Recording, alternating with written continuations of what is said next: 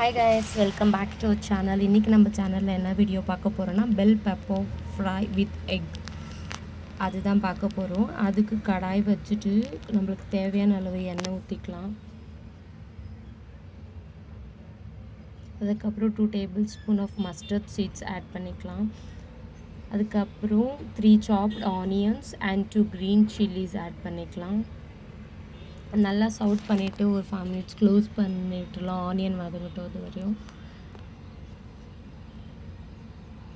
அப்புறம் ஆனியனுக்கு கொஞ்சம் salt add பண்ணிக்கலாம். அப்புறம் நல்லா வதங்கும்.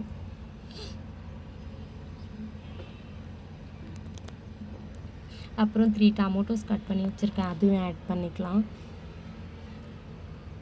மறுபடியும் லிட் போட்டு கொஞ்சம் மூடி வச்சிடலாம். நல்லா அப்போ தக்காளி ஆனியன் எல்லாம் நல்லா வதங்கி வரும்.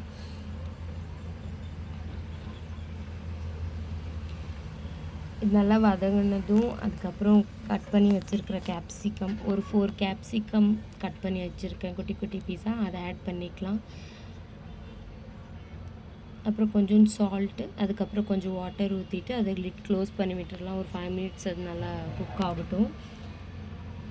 இது நல்லா குக் ஆனோடனே ஓப்பன் பண்ணிவிட்டு மறுபடியும் கொஞ்சம் சவுட் பண்ணி விட்டுட்டு மறுபடியும் க்ளோஸ் பண்ணி விட்டுடலாம்.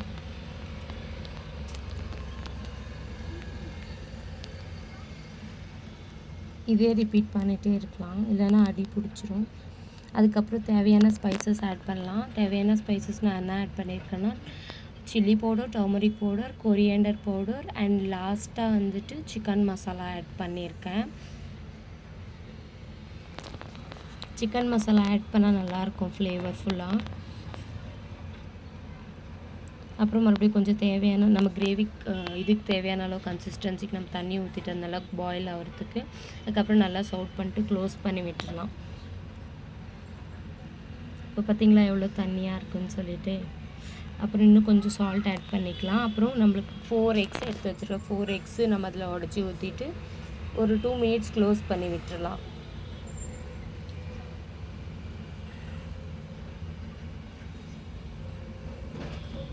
நெக்ஸ்ட்டு ஓப்பன் பண்ணிட்டு அதை நல்லா கிண்டி விட்டுட்டு மறுபடியும் க்ளோஸ் பண்ணி வைக்கலாம். அப்போ தான் நல்லா அது வெந்து வரும்.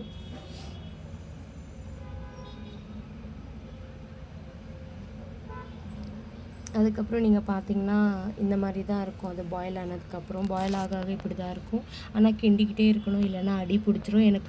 நான் கிண்டிக்கிட்டே இருந்து எனக்கு அடி பிடிச்சிருக்கு. ஸோ அடி பிடிக்காமல் பார்த்துக்கோங்க. மற்றபடி இதை ட்ரை பண்ணி பாருங்கள். இதோட டேஸ்ட் வந்து ரொம்ப சூப்பராக இருக்கும். சப்பாத்தி, ரைஸ் எதுக்கு வேணால் வச்சு சாப்பிட்லாம். இதை ட்ரை பண்ணி பார்த்துட்டு எனக்கு கமெண்ட்ஸில் ரிவ்யூஸ் கூட ஷேர் பண்ணுங்கள். நல்லா ட்ரை ஆகிற வரைக்கும் நம்மளுக்கு எந்த கன்சிஸ்டன்சி வேணுமோ, கொஞ்சம் இதாக இருக்கணும், ஸ்டிக்கியாக இருக்கணும்னா கொஞ்ச நேரம் இதை ஆஃப் பண்ணிடலாம். இல்லை எனக்கு நல்லா உதிரியாக வேணும்னா இன்னும் கொஞ்சம் நேரம் விட்டுட்டு அதுக்கப்புறம் ஆஃப் பண்ணிக்கலாம். நல்லா சவுட் பண்ணிகிட்டே இருக்கணும். எனக்கு ஆல்ரெடி அடி பிடிச்சிருச்சு. நீங்கள் சவுட் பண்ணிகிட்டே இருங்க. அவ்வளோதான். இந்த ரெசிபி உங்களுக்கு பிடிச்சிருந்தா மறக்காமல் லைக், ஷேர், கமெண்ட் பண்ணுங்கள். ஃபர்தர் ரெசிபீஸ்க்கு என் சேனலை மறக்காமல் சப்ஸ்கிரைப் பண்ணி